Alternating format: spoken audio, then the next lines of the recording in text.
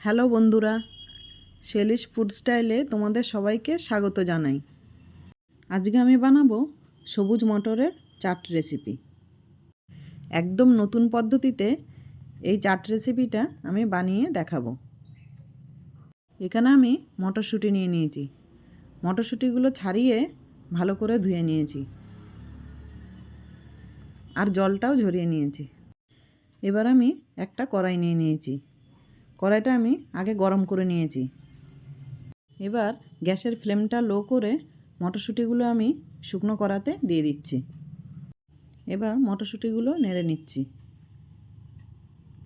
মটরশুঁটিগুলো আমি 1 মিনিট ছাড়া ছাড়া নেড়ে নিচ্ছি, যাতে মটরশুঁটিগুলো একটু পোড়া পোড়া ভাব হয়।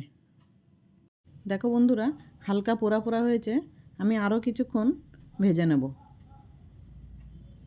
এবার মটরশুঁটিগুলো রেডি হয়ে গেছে।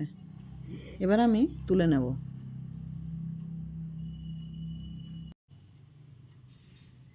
এবার আমি মটরশুঁটিগুলো একটা বোলের মধ্যে ঢেলে নিচ্ছি।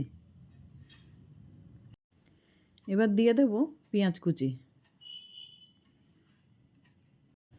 আর দিয়ে দেব টমেটো কুচি, দিয়ে দেব কিছুটা ধনেপাতা কুচি আর দিয়ে দেব 2টো কাঁচা লঙ্কা কুচি। দিয়ে দিচ্ছি স্বাদমতো বিট নুন আর দিয়ে দেব চাট মশলা।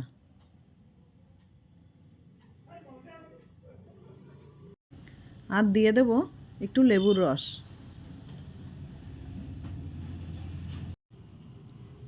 এবার এই সবগুলো আমি একসাথে মিশিয়ে নেব।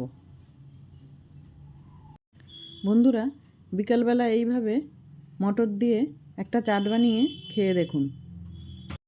দেখো বন্ধুরা, চাটটা রেডি হয়ে গেছে। এবার আমি এটা একটা বাটিতে ঢেলে নেব। বন্ধুরা, খুব কম সময়ে এই মটরশুঁটির চাটটা বানিয়ে নিন, দেখবেন মুখে রুচি ফিরে আসবে। আর বন্ধুরা, ভিডিওটা যদি ভালো লাগে একটা লাইক করে দেবেন।